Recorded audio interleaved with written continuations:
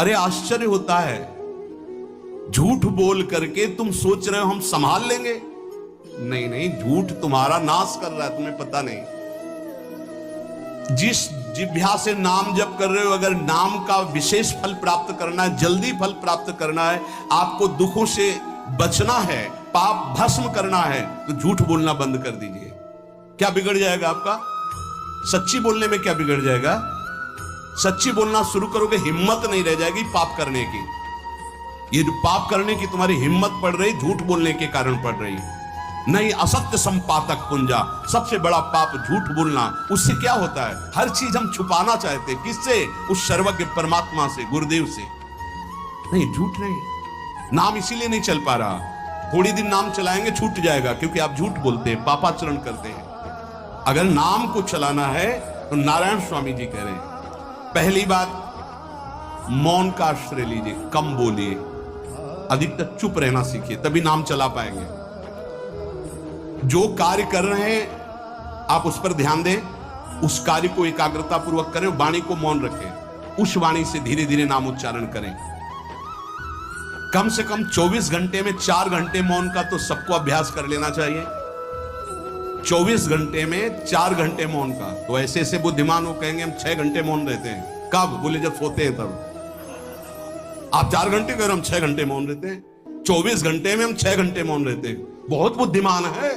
बोले आप 4 घंटे कहते हैं, हम 6 घंटे मौन रहते हैं। तो कब आप मौन रहते हैं? बोले जब सोते हैं तो 6 घंटे सोते, मौन ही रहते हैं उस समय। मौन जागृत की कह रहा हूं, 4 घंटे का। नारायण स्वामी के बहुत बड़े महापुरुष हुए, तुम 4 घंटे मौन का अभ्यास करो, ऐसा निकालो 2 घंटे, 2-2 घंटे करके 24 घंटे में 4 घंटे मौन। उस समय हम किसी से बात नहीं करेंगे, नाम जप करेंगे। कार्य करो, कार्य करने के लिए मना नहीं कर रहे हैं। कम बोलो। आजकल लोग अपनी जीवनी शक्ति को बोलने के द्वारा बहुत नष्ट कर रहे हैं, व्यर्थ की बातें करते रहते हैं। 4 आदमी चल रहे हो, आप पीछे चलिएगा, सुनते, बेमतलब की बातें। नाम जप नहीं होगा, वो डिलीट नहीं होंगी, वैसे ही बनी रहेंगी, अगले जन्म के लिए तैयार हो रहा है। इसलिए नाम यदि सिद्ध करना है, नाम का फल लेना है, नाम का आनंद लेना है, तो वृथा भाषण बंद करो, बेकार की बात बंद करो। जितना कम बोलने से काम चल जाए उतना। सामने वाले को बोलने दीजिए, आप बीच में नाम चल रहा है जी, नाम चल रहा है। जब कोई आवश्यक बात हुई, पवित्र शब्द बोल दिया, नहीं चुपचाप सुनो ना। उसको लग रहा है कि आप संभाषण करो, मान लो रिश्तेदार है, नातेदार है, मित्र, अब आप व्यवहार में हैं, आप सीधे ये तो नहीं कह सकते हमसे बात मत करो। नहीं, हाँ बात कीजिए, लेकिन आप कम बोलिए, उसको बोलने दीजिए, आप नाम जप कीजिए, जरूरत भर बात कीजिए। बात में भगवान की चर्चा हो तो कोई बात नहीं, अगर प्रपंच की चर्चा है तो बचने की कोशिश कीजिए। अपने संबंधियों, अपने दोस्तों, अपने व्यवहारियों से व्यवहार, दोस्ती, संबंध शिथिल कीजिए, तभी नाम में प्रीति होगी। अगर ये कि अब हमारे दोस्त आ गए हैं तो फिर वो दोस्त छूट जाएगा नाम, अब बातें शुरू हो गई प्रपंच की। धन्य है ऐसी बुद्धि जो प्रियजनों से भी संभाषण केवल भगवत वाक्यों का, अन्यथा नहीं। इसीलिए इस मार्ग को वर्ण करना बहुत कठिन है। एक ऐसा तुम्हारा निवास स्थान होना चाहिए अलग, जिसमें अपने रिश्तेदार, नातेदार, व्यवहारियों का प्रवेश ना हो। आपकी शैया अलग होनी चाहिए। अगर नाम जापक नाम सिद्ध करना चाहता है, नाम का फल लेना चाहता है, नाम निरंतर चलाना चाहता है, तो जिस आसन पर आप बैठते हैं उसी में प्रपंची, विषयी, संसारिक वृत्ति वाले बैठेंगे तो भजन की वृत्ति नहीं बन पाएगी। एक ऐसा, वैसे होते हैं घरों में बैठने वालों का अलग, लेकिन साधन कक्ष अलग होना चाहिए अपना। किसी का यदि प्रवेश ना हो तो आप देखेंगे कि आपके साधन के परमाणु आपको वहां बैठते ही तत्काल विक्षेप रहित करके भजन में लगा देंगे।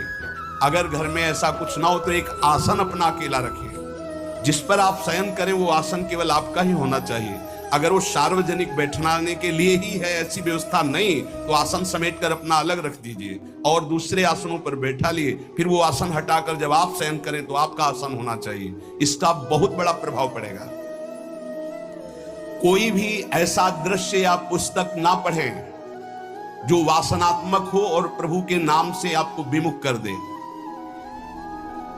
अखबार आदि, समाचार आदि, ये हमारे चिंतन को नष्ट करते हैं। अगर नाम जप करना है, निरंतर नाम स्मृति बैठालनी है, एक घटना कई मिनट तक विक्षेप देती है। ऐसा हुआ, कैसे लोग हैं।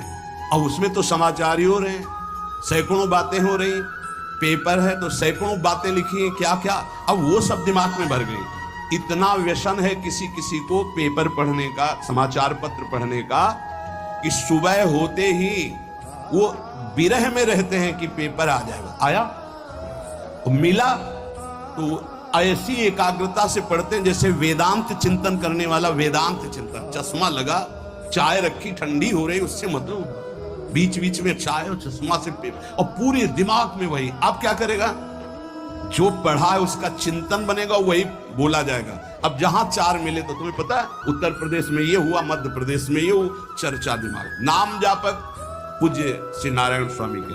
अखबार पढ़ना, दुनिया भर की प्रपंच की जिसमें बातें हैं, ऐसे समाचार, ऐसे टेलीविजन देखना, ये तुम्हारे हृदय में नाम नहीं चलने देंगे, तुम्हारी स्फुरणा को गंदी कर देंगे, बेकार का वक्त खराब होगा।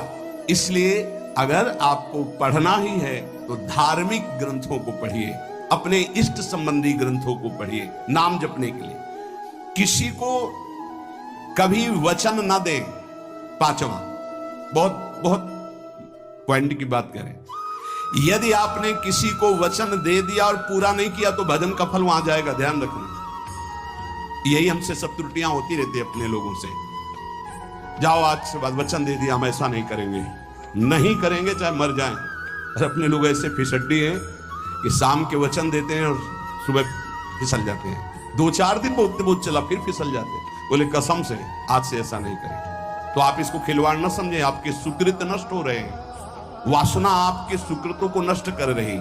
दूसरा, जैसे आपने किसी से कहा कि मैं शाम के 5 बजे आ जाऊंगा, तो 5 बजने में 5 मिनट कम होने पर आपको पहुंच जाना चाहिए, 5 मिनट ओवर होने पर नहीं, उसके पहले ही आपको। ये संतों के जीवन में देखा गया है। समय का बहुत बड़ा जीवन में अस्तित्व है। अगर आप किसी को समय दें, फिर उसमें प्रमाद स्थिति नहीं होनी चाहिए। 5 मिनट पहले पहुंचिए। समय दिया है किसी को तो 5 मिनट पहले, उसको इंतजार ना करना पड़े। रात को सोते समय नाम जापक उपासक विचार करें, मेरा नाम किन किन कार्यों में छूटा, मेरे से कौन कौन सा पाप हुआ, मैंने कौन सी आज गलती की जो नहीं करना चाहिए, और उसे डायरी में नोट करें। नारायण स्वामी कह रहे हैं दूसरे दिन सावधानी पूर्वक वो गलतियां ना होने पावे जो हमने आज की। जब उपासक सत्य बोलना स्वीकार करता है तो उसके हृदय में डर जागृत हो जाता है। ध्यान रखना, डर ये माया के द्वारा प्रेरित है। अगर व्यापार में सत्य बोलेंगे तो पैसा अधिक नहीं आएगा, अगर हम सत्य बोल दिए तो डांट लगेगी, अगर हम सत्य बोल दिए तो सब लोग जान जाएंगे मैं ऐसा गंदा हूं। सच्ची मानिए, सत्य बोलने का नियम ले लीजिए, आप निष्पाप हो जाएंगे, आप महात्मा बन जाएंगे अंदर से, कोई भी पापाचरण आपके जीवन में नहीं रह जाएगा। भगवान का नाम सत्य है, उस नाम को चलाने के लिए झूठ बोलने वाला नाम को कैसे चला सकता है। सत्य बोलने से यदि तुम्हारा नुकसान हो रहा है तो तुम सह जाइएगा। नारायण स्वामी कह रहे उससे बड़ा लाभ आपको श्री भगवान प्रदान करेंगे। आप सत्य बोलिए। आजकल भगवान पर विश्वास नहीं, इसलिए झूठ पर विश्वास है। कलयुग की ऐसी प्रेरणा है कि सब झूठ बोलने लगे हैं, कोई डरता ही नहीं झूठ बोलने में। पूरा का पूरा, जैसे नहीं कहते कुछ तो सत्य होगा, ऐसे ऐसे महानुभाव हैं कि 100% झूठ बोल जाते हैं, 100%। धन्य है मोबाइल जो झूठ बुलाने में बहुत प्रवीण है, बहुत प्रवीण है। अरे भाई हम नहीं मिल सकते, आज हमारा मन नहीं है, खत्म खेल हो गया, सत्य बात है, नहीं मिल सकते आपसे, मत उठाओ फोन। अगर तुम्हें झूठ ही बोलना है तो फोन क्यों उठाओ? नहीं बोलेंगे, नहीं उठाएंगे तो समझ जाएगा कि उनकी रुचि नहीं, ये झूठ क्यों बोलना, सत्य बोलो। झूठ से यदि आप बच गए तो आपके जिह्वा पे नाम निरंतर चलने लगेगा। ये झूठ ही नाम नहीं चलने दे रहा। असत्य आचरण, छुपाने की वृत्ति, असत्य भाषण, ये नाम में प्रीति नहीं। किसी को भी फुसलाने के लिए झूठ मत बोलिए। सत्य बोलने का अभ्यास कर लिए तो पापी जीव भी महात्मा बन जाए। सत्य आवश्यक है। एक बड़े कागज पर ऐसी जगह लिख के रख लो जहां तुम उठते बैठते देखते हो कि मुझे सत्य बोलने का नियम लेना है, झूठ नहीं बोलना है। सत्य साधन कर लो, फिर देखो नाम कैसे चलता है।